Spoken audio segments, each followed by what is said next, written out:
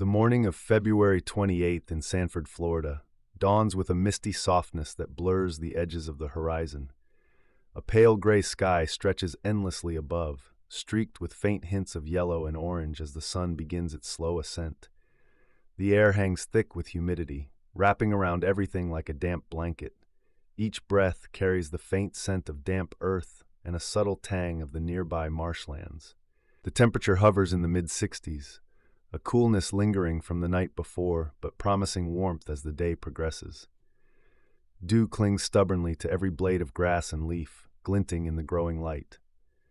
The streets remain quiet at this early hour, save for the occasional distant hum of a passing car or the faint chirp of birds shaking off the morning chill. Sanford's charm lies in its blend of old and new. Historic buildings line the main streets, their weathered facades bearing the marks of time and telling stories of decades past. Side streets stretch into residential areas where modest homes stand behind fences, their yards peppered with palmettos and oak trees draped in Spanish moss. The moss sways gently in the slight breeze, giving the scenery a surreal, almost ethereal quality. Lakes and marshes punctuate the landscape, their still waters reflecting the muted sky like a mirror. Clusters of reeds stand tall at the edges, providing shelter for wading birds that pick their way through the shallows. An occasional splash breaks the silence, a fish breaching the surface, or a heron lifting off with slow, deliberate wing beats. The roads, still damp from the early morning condensation, shimmer faintly under the diffuse sunlight. Few people venture out at this hour, just the occasional jogger braving the moisture-laden air or a dog walker tugging at a leash. Life here unfolds at a slower pace, the town caught between the bustle of nearby cities and the serenity of the natural landscape. As the morning progresses, the promise of a warmer day becomes clear. The mist lifts, revealing a clearer sky, and the gray clouds take on softer, more inviting hues. The temperature inches upward, coaxing the town awake. Soon, the sounds of Sanford's daily rhythm replace the tranquil stillness, a reminder that life, no matter how peaceful it seems in the early hours, never truly pauses. The buildings in Sanford reflect its storied past. Many structures boast facades of red brick, ornate ironwork, and tall windows that whisper tales of bygone eras. The old train depot, now a historical landmark, stands as a reminder of the city's days as a major transportation hub. Along the waterfront, weathered boathouses and marinas dot the landscape, blending seamlessly with the city's nautical character. Newer developments push outward, blending suburban sprawl with pockets of commercial hubs. Strip malls and modern office buildings stand in contrast to the older architecture, yet they coexist harmoniously, connected by tree-lined boulevards and neighborhood parks. Sanford's population forms a tapestry of diversity. The city exudes a laid-back southern vibe, with residents ranging from lifelong locals to newcomers drawn by the area's charm and opportunities. Families stroll through parks, retirees sip coffee at outdoor cafes, and young professionals tap away on laptops in co-working spaces. Sanford's multicultural makeup shines through in its bustling markets and food festivals, where Southern comfort food is sold alongside Caribbean jerk chicken and Latin American empanadas. The people are friendly and warm, quick with a wave or a nod of acknowledgement, embodying a sense of community. The vibe in Sanford is a curious mix of relaxed and vibrant. By day, it feels like a town content to bask in its surroundings. Sun-dappled streets shaded by sprawling oak trees, the gentle breeze off Lake Monroe carrying the scent of water and greenery. Downtown hums with quiet energy as pedestrians browse antique stores or linger over lunch at farm-to-table restaurants. As the sun sets, Sanford's nightlife emerges, particularly along the Riverwalk and in the local breweries and bars. Live music spills onto the streets, mingling with the laughter and chatter of patrons enjoying the balmy evening air. A creative undercurrent runs through the city, with artists, musicians, and entrepreneurs contributing to its cultural fabric. Sanford's natural beauty weaves into the fabric of the city. The lakefront serves as a focal point, with a wide promenade perfect for joggers, walkers, and cyclists. The nearby wetlands teem with wildlife, from alligators basking in the sun to herons stalking fish in the shallows. The city's proximity to nature gives it a tranquil edge, offering residents and visitors alike an escape from urban pressures. Sanford feels like a place on the cusp, holding tight to its history while looking forward to growth and change. It's a city where old meets new, where the hustle of modern life softens under the canopy of ancient trees, and where every street corner holds a story waiting to be uncovered. The building stands at the edge of Sanford's historic district, an old movie studio that has long since fallen into obscurity. Its faded Art Deco facade hints at a glamorous past, where once lights blazed and cameras rolled to capture stories on celluloid. Now the structure is a relic of a bygone era, its grandeur diminished but not forgotten. The studio is a rectangular, three-story building with peeling cream-colored stucco walls. The faded outline of its original name, Starpine Pictures, is still visible above the entrance, a ghost of Hollywood's golden age. Tall, narrow windows stretch across the second and third floors, their panes fogged with years of grime. A rusting marquee juts out over the main entrance, the glass panels underneath cracked and dangling, casting fractured shadows on the sidewalk below. The building is surrounded by a chain-link fence with signs that read "No Trespassing" in faded red letters. Overgrown weeds claim the cracked concrete lot, and a few stray pieces of equipment, rusted tripods and collapsed light stands, lie abandoned near the back. Inside, the air thickens with the scent of dust and mildew, mingling with faint traces of the chemicals once used to develop film. The cavernous main studio room dominates the building, its walls lined with soundproofing foam that peels away, revealing concrete beneath. High above, steel girders support rusted catwalks that creak with the slightest disturbance. The floor is scuffed and stained from decades of use, marked with the faded outlines of where sets once stood. A forgotten control booth, its glass panel cracked, overlooks the main floor. Inside, old switchboards and rotary dials sit covered in a thin layer of grime, their functions long obsolete. For today's purpose, the space repurposes into a makeshift studio, blending modern technology with the relics of the past. In the center of the room, a large LED panel stands ready, flanked by sleek, portable lighting rigs that cast harsh shadows on the surrounding walls. Microphones and cameras, much newer than the studio itself, are set up on tripods, their blinking lights a stark contrast to the otherwise dim room. A small team hustles around the equipment, checking feeds and adjusting cables. Nearby, laptops arrange on collapsible tables, their screens glowing with live feeds and control panels. A green room improvises in what was once a costume department, with folding chairs and a rack of clean outfits ready for use. The studio hums with a charged atmosphere, a blend of anticipation and unease. The team speaks in hushed tones, their movements punctuated by the occasional clatter of a dropped tool or the whir of a camera lens adjusting focus. Outside, sunlight streams through cracks in the boarded-up windows, cutting sharp beams of light across the dust-filled air, adding an almost cinematic quality to the space. Despite its dereliction, the studio still carries an echo of its former life, a place where stories are crafted and broadcast to the world. Now it serves as the staging ground for a very different kind of narrative, one that Dwayne and his team are creating. The studio's interior feels like stepping into a time capsule of forgotten creativity. Dust lingers in the air, catching the beams of sunlight filtering through cracks in the boarded-up windows. The space is vast, segmented into different areas, each telling its own story of the building's former glory. Today, the team breathes new life into this relic, transforming it into the stage for one of the most pivotal performances in modern history. The centerpiece of the building is the cavernous soundstage, a massive rectangular room with high ceilings that disappear into shadows.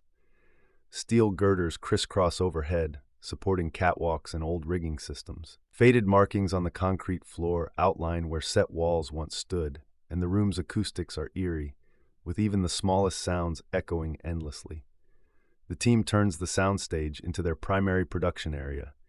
A towering LED screen dominates one wall, casting vibrant light across the room. Portable floodlights illuminate the space, their harsh glow contrasting with the otherwise dim atmosphere. Modern recording equipment and high-definition cameras on mechanized tripods create a surreal juxtaposition against the cracked walls and outdated machinery lingering on the periphery. Old spotlights and rigging dangle from the ceiling, remnants of a time when this room was filled with actors, directors, and crew.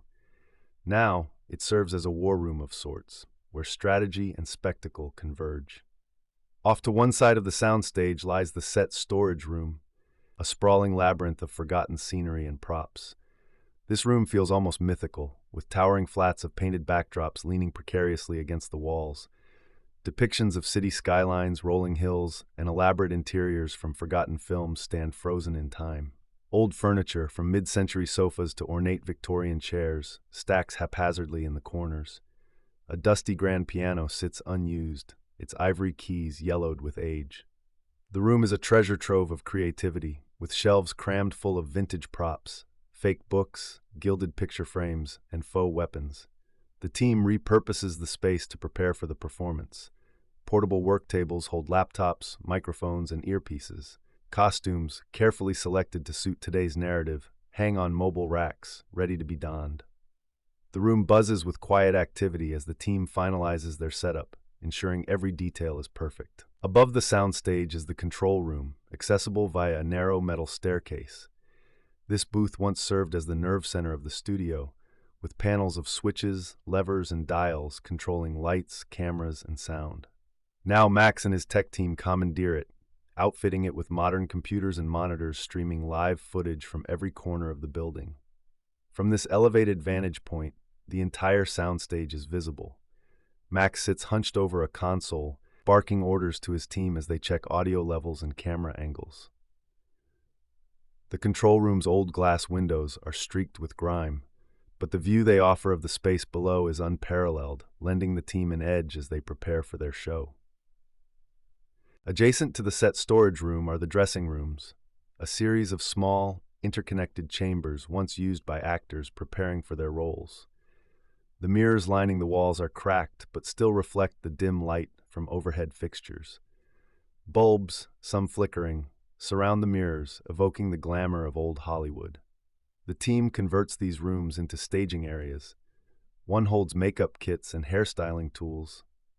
Another is stocked with medical supplies and snacks for quick energy. A third room transforms into a quiet zone where team members gather their thoughts before the operation begins. The hallways connecting these spaces are narrow and dimly lit, with peeling paint on the walls and floors scuffed by decades of footsteps. Rusted signs still hang, directing visitors to Stage A, rehearsal room, and costume storage.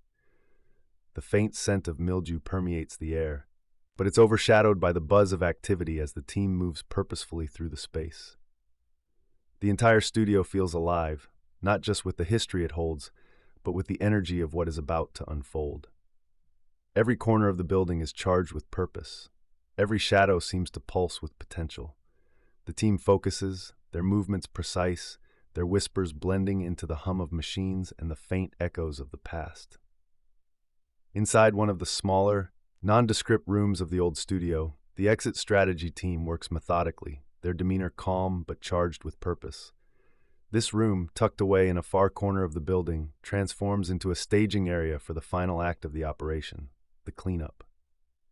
The room is stark and dimly lit, with only a few portable LED lanterns casting pale light over the surfaces.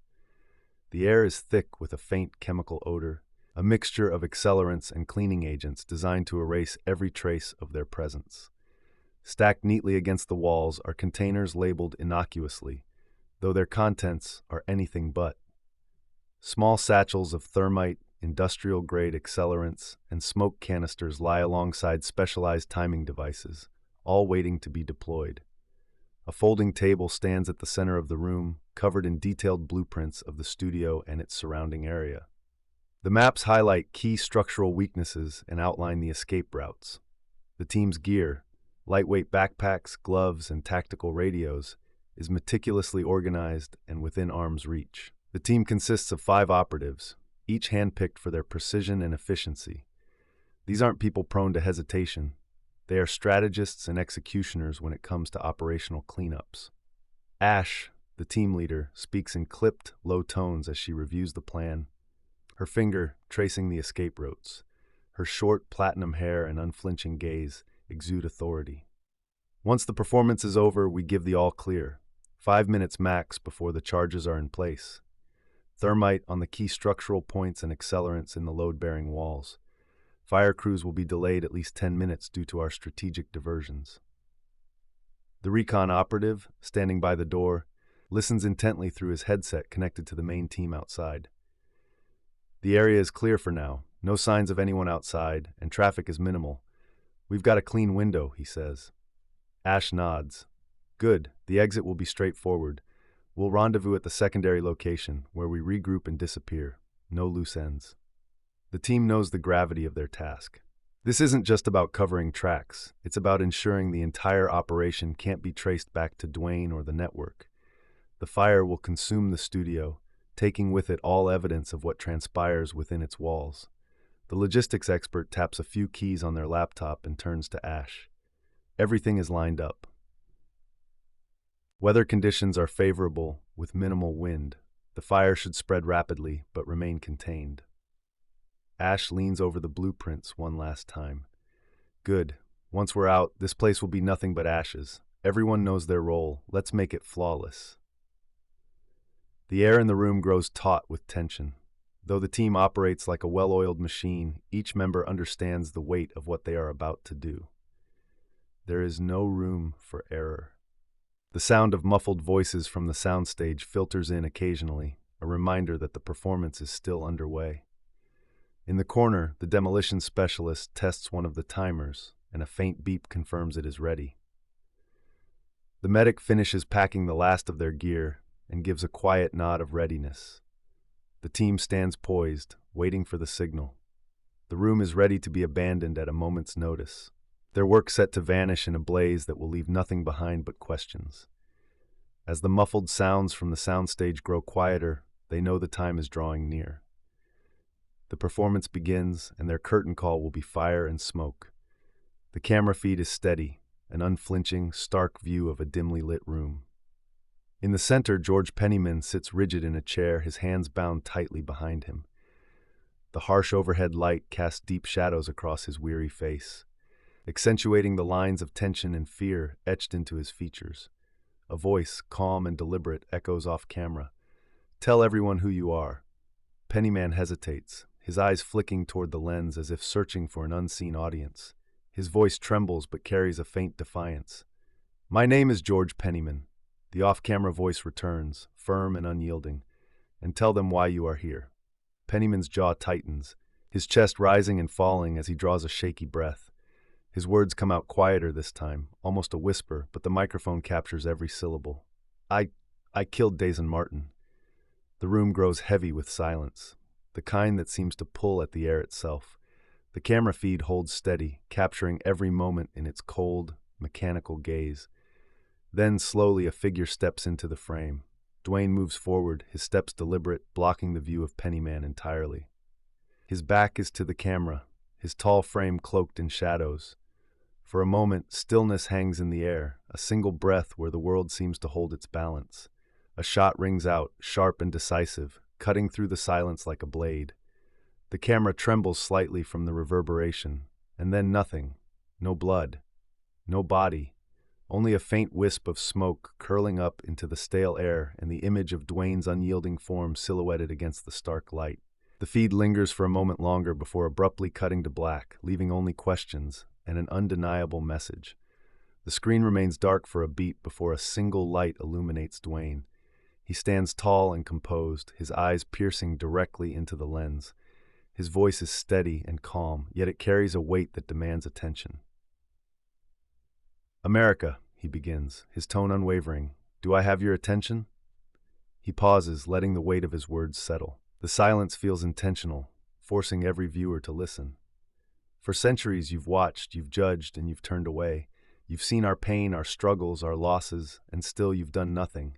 In fact, you've done worse. You've built systems, walls, chains, roadblocks, fake policies with whips and bullets to keep us in our place, to keep us quiet, to keep us dying. Dwayne's eyes narrow slightly, his voice hardening. But not anymore. Not today. Today, the narrative changes. Today, the silence ends. He steps closer to the camera, the intensity in his gaze growing. Dazen Martin, Orlando Castile, Walter Green, Rashad Archery, Renee McBride, Derek Warner, Terry McBain, Amir Brees, Eddie May, Jonathan Farrell. Names you've probably forgotten, or worse, never even knew. But we remember. Every name, every face, every life stolen, erased by a system that thrives on our oppression. He gestures toward the now empty chair behind him, his tone colder, sharper. And yes, you just watched George Pennyman confess to one of those names, a life he stole without a second thought. And now he's no longer here. Not by your hands, not by your laws, but by ours. Because justice will no longer wait for your approval. Dwayne pauses, his voice softening but remaining firm. But this isn't about punishment. This is about accountability. About making you see us, not as your threat, not as your entertainment, but as your equals. As people who will no longer kneel to a system designed to crush us. He steps even closer, filling the frame entirely. His voice drops to a near whisper, chilling in its sincerity. So, America, I ask again, do I have your attention? The screen lingers on Dwayne's face, his unwavering stare boring into the lens before fading to black once more. Good, he continues, his voice sharp yet deliberate. Because George Pennyman isn't dead. He's sitting right here behind me. Dwayne gestures with a controlled motion as he steps aside, revealing Pennyman, bound but alive. His eyes dart nervously, a stark contrast to Dwayne's calm, commanding presence. What you just saw was something a lot of Black America wanted: revenge, justice for a young life stolen. We waited for the system to do its job, to hold him accountable. And what did it do? Dwayne's tone shifts, a hard edge cutting through each word. It failed.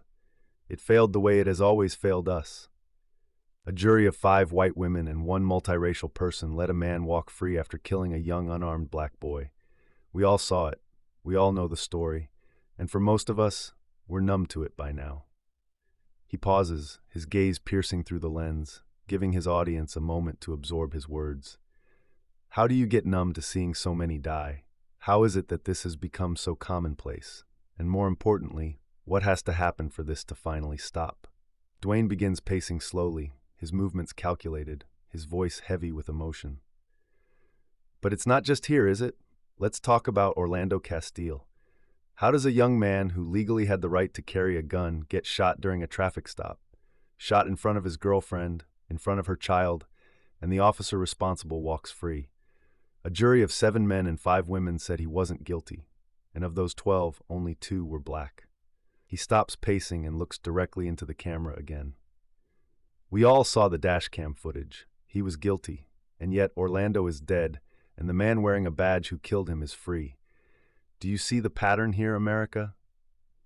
Dwayne's voice lowers, but his intensity grows. You have a problem. You've always had a problem. Since the moment you began trading human lives, throwing them into servitude, and building your empire on the backs of the oppressed, you've had a problem. And since then, you've worked tirelessly to rewrite history, to soften your image, to make your sins more palatable by whitewashing history and removing your sins from books. He stops, staring into the lens with unflinching conviction. But no more. This is your reckoning, and we're not asking for your attention anymore. We're taking it. Dwayne leans closer to the camera, his face filling the frame, his voice steady and resolute. But guess what? I'm here to expose all your lies. From this day forward, whenever one of your so-called protectors, your boys and girls in blue, steps over the line and takes a life unjustly, I'll be there. I'll dig into the paperwork, pull back the curtain, watch and scrutinize the body cam footage. I'll make sure it doesn't get lost on a desk or written off as a procedural occurrence. He straightens, clasping his hands behind his back, his tone firm and unwavering. The next time the privileged son of a senator gets a slap on the wrist for a crime that would land a black man in prison for years, I'll be there to make sure everyone knows. Every single time you abuse your power and try to hide behind the shield of your corrupt system, I'll be there to rip the covers off and show the world the truth. Dwayne lets the silence linger for a moment, the weight of his words filling the room, pressing into the airwaves. Because this ends now. Not tomorrow, not next year, now. This is the beginning of the end for your lies, your excuses, your unchecked power. The camera holds on his face, quiet intensity radiating from his eyes, before the scene fades to black, leaving his words echoing in the minds of those watching.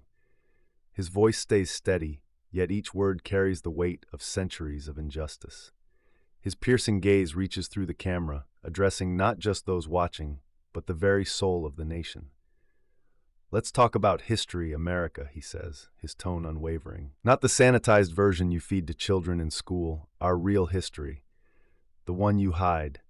The one that tells of my ancestors, chained in the hulls of ships, tossed overboard when they were deemed damaged goods. The one that speaks of Reconstruction, where we dared to hope for a better tomorrow, only for it to be torn apart by Jim Crow and the lynch mobs who never faced justice. He pauses, his jaw tightening. This is the history you refuse to acknowledge. The history that birthed systems designed to keep us in check. Your redlining kept us from homes. Your policies kept us from jobs. And when we rose up, when we built our own wealth and communities, you burned them to the ground or sank them to the bottom of lakes. Tulsa, Oscarville, Rosewood, Greenwood, Wilmington, Coahuila, Vanport, Slocum, Ocoee, Helena, places where black excellence flourished or where we simply tried to vote as an equal, only to be erased by white rage. Dwayne begins pacing slowly, the sound of his footsteps faint but deliberate. And even now, your systems continue to strangle us. Amir Brees, a 12-year-old boy, was shot in seconds because a police officer felt threatened. Iona Baylor was killed in her own home, her murderers walking free. Eddie May was arrested and taken for a rough ride that ended in his death. He stops pacing, facing the camera directly. But it's not just the police, is it? Let's talk about the courts, a system where a white man's fear outweighs a black man's life, where a jury can look at the truth, see the evidence, and still choose to let the guilty go free. And why? Because your system was never built to protect us. It was built to protect you from us. His voice grows sharper, filled with righteous anger.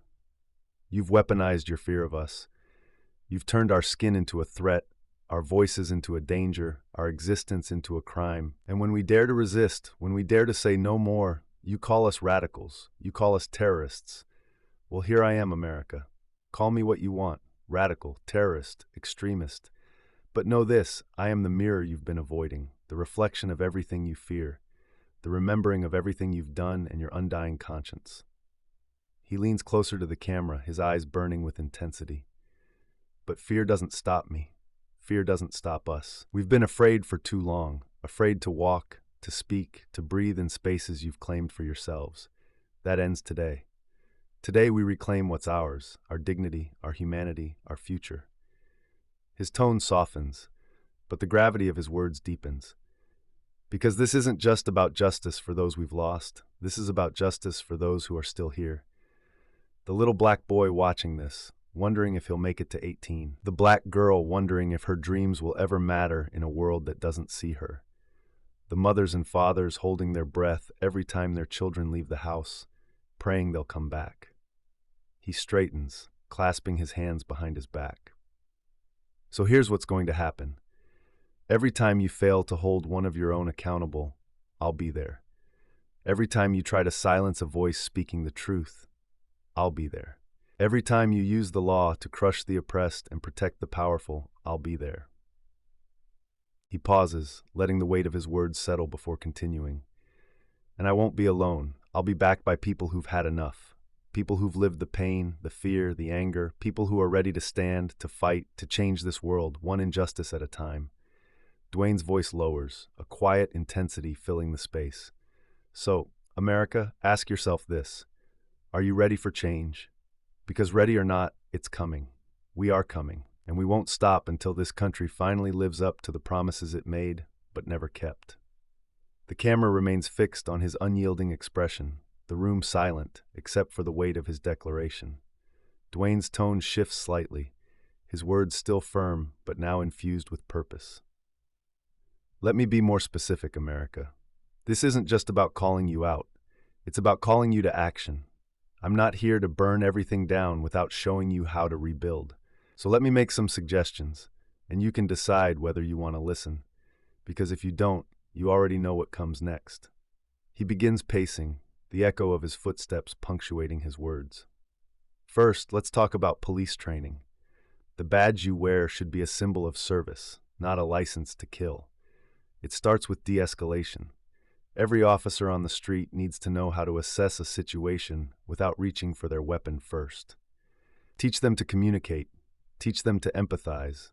Teach them to see the person in front of them as a human being, not as a threat to be eliminated. Excessive force will no longer be tolerated. From now on, no one unarmed should ever die at the hands of law enforcement. Pepper spray, tasers, batons, you have options before pulling a gun, and that gun should only be a last resort when faced with an equally lethal weapon. Dwayne stops pacing and looks directly into the camera. Second, transparency. If you have nothing to hide, then you shouldn't fear the light. Body cameras must be mandatory for every officer interacting with the public, and that footage should belong to the people, not hidden behind bureaucratic red tape or conveniently destroyed. Let the public see what their so-called protectors are doing in their name. And if you want real transparency, why not take it a step further? Stream the footage 24/7 through connections like Starlink, so anyone, anywhere can monitor. Criminals might try to exploit it, but that's where you innovate and protect, not oppress. He leans on the table in front of him, his gaze piercing. Third, accountability. No more investigating your own. No more protecting the so-called bad apples while the whole tree rots. Independent review boards must oversee every case of misconduct, with representation from all the communities you claim to serve. And when trials are necessary, they need to happen on neutral ground, away from local politics and the influence of those who want to sweep justice under the rug. Dwayne straightens, his gaze unwavering as he stares directly into the camera. His voice is steady, deliberate. I'm not here to issue warnings. I'm not here to declare war. I'm here to say one thing. I'm watching. We are all watching. And if these injustices continue, there will be consequences. Some of those consequences, let me be clear, I cannot control. I am just the messenger. But hear this. I am the messenger for a group of people you've ignored for too long. A group you've discarded and dismissed as though we don't matter. But we do. Every single one of us. And whether you choose to see it or not, that truth isn't going away. Not now, not ever. The intensity in his eyes burns as he steps closer to the lens, his words landing with the weight they deserve. You can't silence us. You can't erase us. Because this time, we're here to stay, and we're not asking for permission anymore. He straightens further, his voice growing stronger. But that's just the start. Let's talk about the systems that feed into this mess. Housing policies that trap our people in poverty. Educational systems that fail our children before they even have a chance. Healthcare that ignores our needs and treats us as expendable. Every one of these systems needs an overhaul. You don't get to fix one without addressing them all. Dwayne's expression hardens, his eyes narrowing. And let's not forget the media. You've weaponized the narrative against us for too long. Every mugshot, every stereotype, every lie you've spun to justify our deaths. It stops now. We're supporting our own platforms, using our own voices, telling our own truths, and we will build them whether you like it or not. He steps closer to the camera, his voice dropping into a dangerous calm, a slight smirk forming. I'll be watching. Every move you make, every decision, every excuse. I'll be watching. And when I see you step out of line, when I see you try to cover up your mess, I'm going to tell everybody. I'm going to shine a light so bright that even you can't hide from it. His hands clench into fists, his voice rising with a final, unyielding declaration. So consider this your wake-up call. Fix this mess you've created or face the consequences. Because we're not asking anymore. We're not pleading or waiting or hoping. We're no longer going to march singing old Negro spirituals just for some marginal change or for you to use this as a photo op or bullet point. We're demanding change. And if you think for 1 second that we're going to stop, you are big wrong. And speaking of big wrong, he pauses as he gathers his thoughts, pulling back emotions. Black people, my people, I need you to hear me, and I need you to understand what I'm saying, because this is just as much about us as it is about them. We've been spending our dollars, our hard-earned money with people who couldn't care less if we live or die, and it's killing us. Literally. Look at the numbers. Diabetes, hypertension, heart disease, all disproportionately higher in our community than anywhere else. You think that's an accident? No. It's because we've been targeted, bombarded with lower quality foods in our neighborhoods, marketed cheap products that destroy our bodies, while the same companies sell better options to others. He pauses, his voice steady but growing heavier with emotion. Think about it. Look at the liquor stores on every corner in our neighborhoods, the fast food chains that pack the blocks, but barely a decent grocery store in sight. They're not feeding us, they're poisoning us. They know what they're doing, and we let them, because we've been convinced we don't have a choice. But we do. We always have. Dwayne's tone hardens, sharp with determination. Black America, the truth is simple. Our dollar controls the American economy. We are a trillion-dollar force, and if we consolidated that power, if we pulled our money from companies that exploit and disregard us, those companies wouldn't last a month. Not a month. Imagine if we reinvested that wealth into ourselves, our own businesses, our own health, our own communities. Imagine what we could build if we stopped holding up systems designed to break us. He leans closer, his voice dropping into a near whisper, heavy with conviction. This is more than just survival. This is about reclaiming what's ours. Our health, our wealth, our future. And it starts with knowing where your money goes. Stop giving your dollars to people who profit off your pain, who sell you convenience at the cost of your life. Invest in yourselves, in us, and watch what happens when we remember the power we've always had. Before we can build Black Wall Street out there, he says, gesturing outward with his hand, we have to build Black Wall Street up here, he continues, tapping his temple with his right hand. Dwayne's voice remains calm, deliberate, filled with the gravitas of a man who knows the world is watching as he finishes. Now in closing, above our guest here is a simple yet poetic gesture waiting for him. A ton of Skittles, and when I walk off screen, the candy will start to pour. 10 minutes. That's how long George has before the weight of every single piece of candy in that vat comes crashing down. He gestures toward Pennyman, his expression resolute but not cruel. You've seen men like him before, haven't you? Men who believe their badges, their privilege, or their fear absolves them of the lives they've stolen. Men who take, destroy, and then walk free. George here confessed to killing Dazen Martin, right here on camera in front of all of us. Dwayne steps closer to the camera, his voice hardening. You might think this is about revenge. It's not. Really, revenge is easy. This is about something much harder. Accountability. Accountability means making sure the world knows what happened, why it happened, and how it will never happen again. George Pennyman isn't just a man. He's a symbol of a system that has failed us for generations. He glances at the vat above Pennyman, then back to the camera. And with every option that you had, you honored this symbol. You frequented his store. You attended his lectures. He was one of your honored guests. He sold merchandise celebrating the murder of a child, and you praised him for it. Oh, America, you have a damn problem. But will you act? Will you finally see us as more than names in a headline, faces in a statistic, or hashtags in a fleeting trend? Dwayne begins pacing, his movements deliberate, his voice rising with controlled intensity.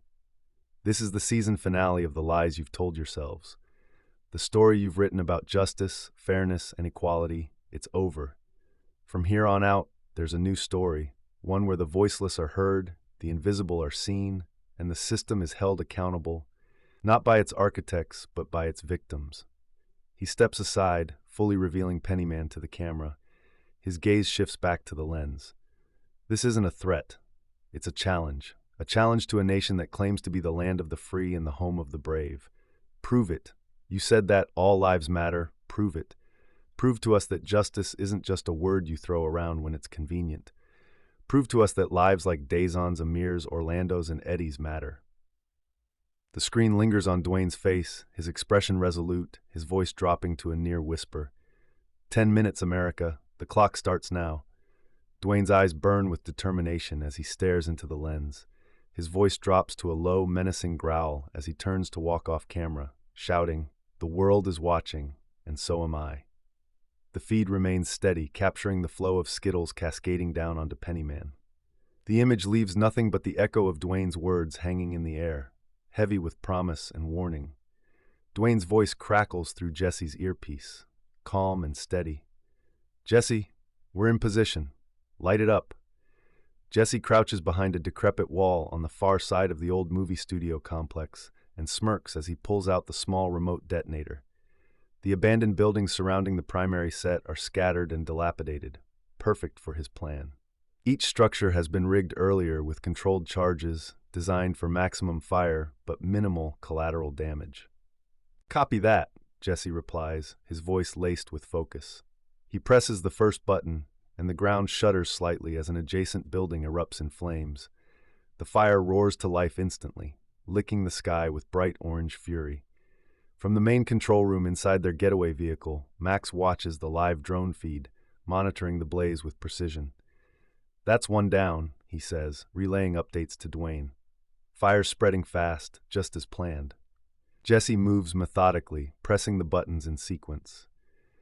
Each explosion is measured, designed to obliterate the surrounding structures while leaving Pennyman's warehouse untouched. Flames illuminate the studio lot, casting long shadows against the dark sky as the old sets and buildings are reduced to ash. Inside the primary warehouse, the skittles continue to rain down on Pennyman.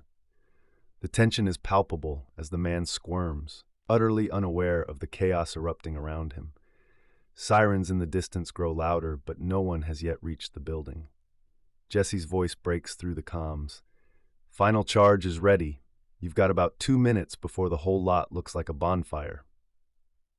Dwayne nods, his eyes fixed on the screens in front of him, tracking every detail of the operation. "Understood. Everyone, prepare for extraction." Jesse makes his way back to the rendezvous point, slipping through the shadows as the fires rage behind him.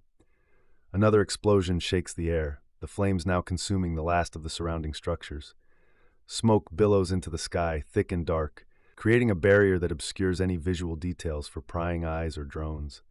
Max's voice comes over the line. "Local authorities are almost on site. Fire department, too. We've got a small window to pull out clean." "Let's move," Dwayne commands, his tone leaving no room for argument. The team converges on their vehicles, the sound of roaring flames and approaching sirens blending into the night. As they pull away, the main warehouse stands untouched amid the inferno, a single beacon in the chaos. Jesse glances at Dwayne as they speed away. "Think they'll figure it out?" Dwayne's expression is unreadable, his eyes fixed on the rearview mirror, watching the flames recede into the distance. If they don't, it'll be too late. Later that day, the media frenzy is in full swing, with every major outlet dissecting the events in Sanford. Clips of the warehouse and the symbolic skittles cascading over George Pennyman are broadcast across every platform, igniting debates about justice, race, and Dwayne's ominous declaration to hold America accountable. Dwayne, however, is miles away from the chaos, tucked inside the crumbling remnants of the old Nickelodeon studios on the outskirts of Orlando. The once vibrant walls, adorned with faded murals of cartoon characters and splashes of orange and green, now stand as a decaying fortress, a perfect hideout. The air smells faintly of mildew and old wood, but it is quiet, and that is all he needs. Sitting at a makeshift command center constructed from salvaged furniture and portable screens, Dwayne leans back, rubbing his temples. The weight of the last few days presses heavily on him. He has pulled off the biggest performance of his life, but there is no time to relish it. Max enters the room, his laptop open and a map of Florida glowing on the screen.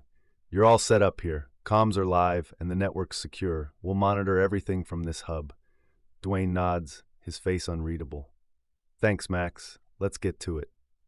Turning his attention to the screen in front of him, Dwayne speaks calmly. "Deuce, progress report. I want updates on public perception, media coverage, and any potential threats." Deuce's synthetic voice responds immediately, its tone devoid of emotion. "Media coverage indicates an 82% engagement rate with the warehouse footage. Public sentiment is split. 53% view the act as a powerful statement against systemic injustice, while 47% categorize it as a dangerous escalation." Dwayne's brow furrows. "And potential threats? Law enforcement in Florida has mobilized task forces to investigate the incident.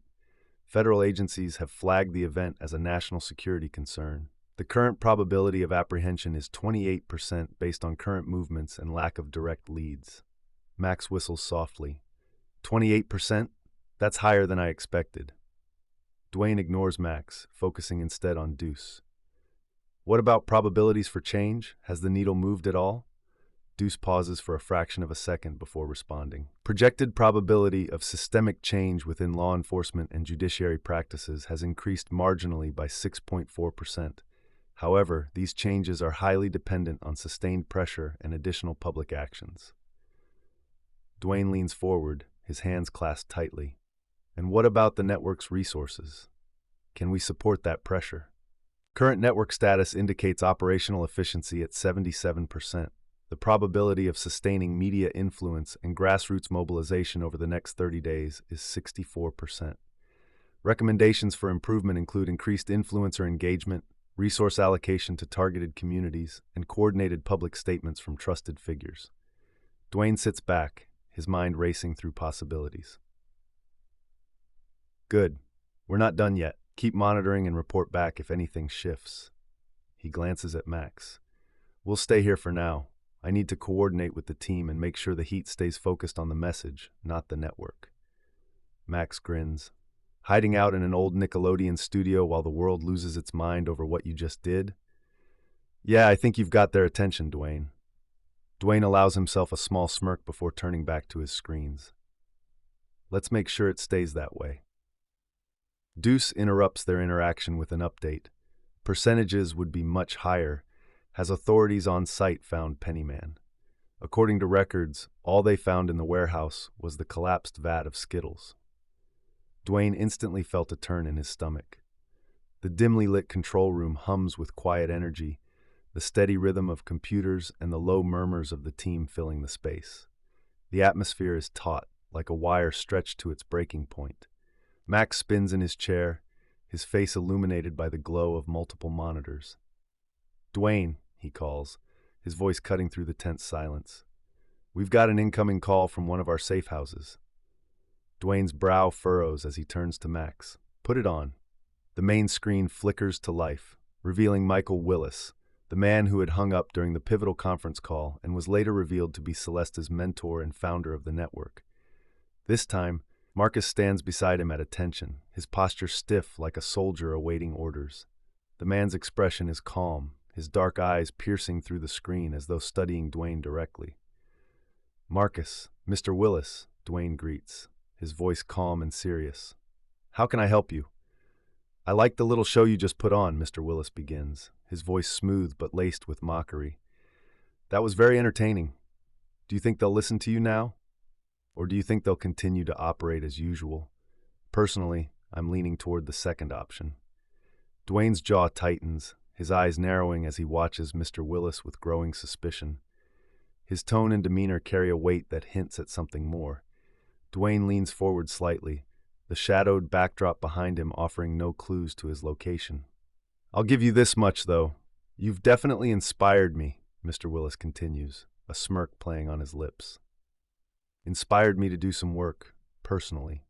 He adjusts the camera, shifting the angle. The view pans out, revealing a disheveled George Pennyman bound to a chair. Pennyman's face is pale, his eyes wide with terror. He struggles against the restraints, letting out muffled screams through a gag. Pennyman lets out another muffled cry as Mr. Willis glances at him, a flicker of cold amusement crossing his face.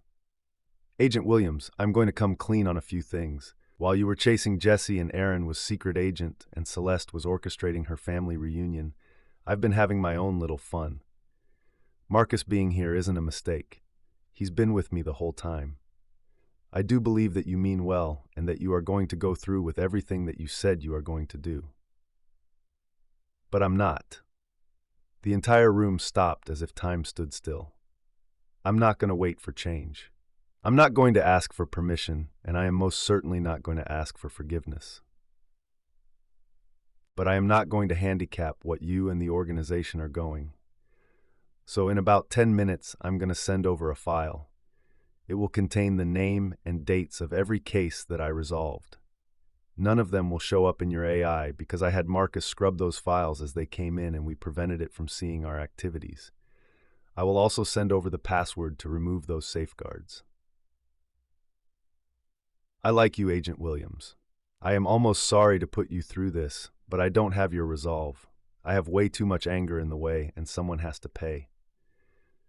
You see, Mr. Willis continues, his tone casual but chilling, You've shown me something. You've shown me that they won't listen unless you make them hear you. And I intend to make them hear me. And I sincerely hope that you make it fun and try and stop me." Before Dwayne can respond, the screen abruptly cuts to black. The control room erupts into chaos as operatives scramble to trace the call and search for any leads. Dwayne's fists clench at his sides, his chest tightening as he watches the scene unfold. "What the hell? He's going to be a whole problem," Jesse growls, his voice low but heavy with restrained fury. The day ends in a haze of tension and resolve, the weight of their actions hanging heavy in the air. The team sits in the dimly lit makeshift control room, their faces illuminated by the glow of monitors streaming data and news coverage. The world outside churns in chaos, headlines dissecting their every move, pundits debating morality and justice, and law enforcement scrambling to regain control. Yet inside, the atmosphere remains focused, each member silently bracing for the storm ahead. For Dwayne, there is no rest, no moment to revel in the symbolic blow they've struck. Every choice they've made today feeds into the larger mission, the endgame they can't yet see but know they must pursue. The movement isn't just a ripple anymore, it's a tide building momentum. He feels the burden of leadership pressing against him. The knowledge that failure isn't just personal, it's communal. The team moves like a machine, each person fulfilling their role with precision. Max coordinates their digital footprint, ensuring their signals remain untraceable, and begins debugging Deuce by removing the safeguards Marcus put in place. Jesse rechecks the escape plans, calculating contingencies for contingencies. Deuce compiles real-time analytics, monitoring shifts in public opinion and governmental response. They are exhausted, but determination drives them forward, a shared understanding that what they've started cannot falter. The events of the day replay in Dwayne's mind like a reel on loop. The calculated theatrics, the careful messaging, the chaos they unleashed to force the world to pay attention. But it's not enough. He knows it's not enough. This is only the beginning, and beginnings are fragile. Change, true change, is a battle of endurance, not moments. They've drawn the spotlight, but keeping it fixed on the truth will take everything they have. As night settles deeper over the abandoned studio, the team's movements slow, but no one suggests stopping. Plans are updated, resources counted, strategies refined. Dwayne stands apart from the others, staring at a wall covered in maps, charts, and photographs, a mosaic of the injustices they've sworn to dismantle. His expression is hard, his focus unrelenting. The cost of failure is too high, not just for him, but for everyone who believes in what they're building. Tomorrow will bring new challenges, more risks, and the constant pressure of staying one step ahead. But tonight, amidst the hum of computers and the faint smell of burnt wires, there is a shared resolve. They are not just reacting, they are creating something that can't be ignored, something that forces a reckoning. For Dwayne and his team, this isn't just a fight, it's a mission. And missions don't end until the goal is reached, no matter how long it takes. The abandoned Nickelodeon studio hums with quiet energy as the night deepens, the dim glow of monitors casting shadows across the room. Dwayne stands at the center, his focus unwavering as he surveys the screens in front of him. Each flickering image tells a part of the story, his network's operatives in motion, the pulse of public sentiment, and the unsettling wildcard of Mr. Willis with Pennyman. The weight of responsibility settles heavily on his shoulders, a constant reminder that the fight is only beginning. Outside, the humid Florida air hangs still, the deceptive calm of the swamp, contrasting sharply with the tension brewing inside. Mr. Willis's message replays in Dwayne's mind, each word cutting deeper, each image of Pennyman's helpless figure, a reminder of the stakes. This man has disrupted the delicate balance Dwayne has worked tirelessly to control, forcing the network into a dangerous game of reaction rather than strategy. The team around Dwayne operates in near silence, their movements precise, their focus absolute. Yet even amidst the quiet determination, a shared unease lingers, as if everyone can feel the shifting tides. The network has made its move, but the game has changed, and not entirely on their terms. Somewhere, unseen forces maneuver in the shadows, their intentions obscured, their reach unknown. As Dwayne scans the monitors, his thoughts shift from the immediate threat to the bigger picture. A new disruptor. He represents an unpredictable force that threatens to derail everything they've built. Dwayne knows he must stay one step ahead, even as the lines blur between adversary and ally, between justice and survival. His mind churns with possibilities, strategies forming and reforming as the stakes grow ever higher. Max breaks the silence. I've removed the safeguards Marcus put in. Deuce is bug-free. Deuce interrupts the announcement, updating files. There are new updates for multiple cases. 5 cases have been resolved in the last 28 days, 6 cases, 8 cases, 11 cases. The room stops as Deuce continues with updates. Unbeknownst to Dwayne, far away in the Anniston FBI office, agents move quietly, whispers exchanged in corners, the weight of recent events pressing down on the atmosphere. Emily Hayden stands at the head of the task force's makeshift war room, her posture stiff but composed. Beside her, Gina and Tracy wear matching expressions of exhaustion mixed with determination, their resolve refusing to waver. The sound of heavy boots echoes through the hallway, and the energy in the room shifts. A woman strides in, flanked by an entourage of armed guards. Their uniforms display insignias from all branches of the military, mingled with the unmistakable presence of private security. Leading them is Kim Carter, the Assistant Director of National Intelligence. Kim commands attention effortlessly.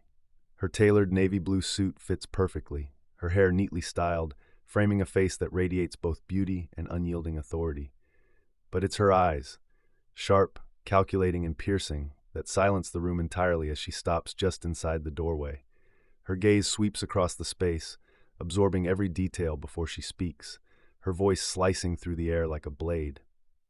"Everybody in this bitch is fired," she declares, her tone sharp and unforgiving. The words hit like a thunderclap, and no one dares respond. Emily's brow furrows, but even she remains silent, waiting for the storm to fully break. Kim steps further into the room, her entourage spreading out behind her like an impenetrable wall. "From this moment on, I am taking over your task force. I don't know who the hell thought the whitest FBI office in the nation should be looking for a black terrorist organization. That's stupid as hell." A sharp intake of breath comes from somewhere in the room, but Kim doesn't stop. "I need black agents in here," she continues, her words deliberate and cutting. "All of them need to be triple vetted. This operation has been a shit show, and the entire nation just watched it. Now I have to clean it up before it gets worse." Her gaze settles on Emily for a fleeting moment, an imperceptible challenge flickering in her eyes. Then she shifts her attention to the rest of the room. "There will be a quota in this room," Kim announces, her voice quieter but no less commanding. "There will not be more than 2 white people in any room on this floor at any one time. Not for any reason at all other than because I said damn so." The room falls utterly silent, tension simmering beneath the surface. No one dares interrupt. "Now," she continues, her tone icy but controlled, "if anyone here feels like they can't handle that, or would rather join Mr. Tennis and his little Klansmen as they get the fuck out of this building, feel free to leave now." She pauses, her words hanging heavy in the air. "But for those of you staying," she says, her eyes sweeping across the remaining agents, "we have a terrorist to catch." The silence stretches for a long moment before Gina shifts, her expression unreadable. Tracy glances toward Emily, but Emily stays composed, her lips pressed into a firm line. In the corner, Gina folds her arms and nods subtly, a silent acknowledgement of the seismic shift in leadership. Kim's sharp gaze lands on Emily once more, softening just slightly. "Director Hayden, you can either get with the program or step aside. Either way, this is my operation now." Emily straightens, her face neutral, but her voice steady. "Understood, Assistant Director." Kim nods curtly and motions for her guards to take positions around the room. The task force has been upended, and everyone in the room knows it. The calm of the night is nothing but an illusion, a fragile veneer over the turmoil gathering beneath the surface. Neither Dwayne nor Kim can yet see the full scope of what's coming, but the storm is already brewing. When it breaks, it will change everything.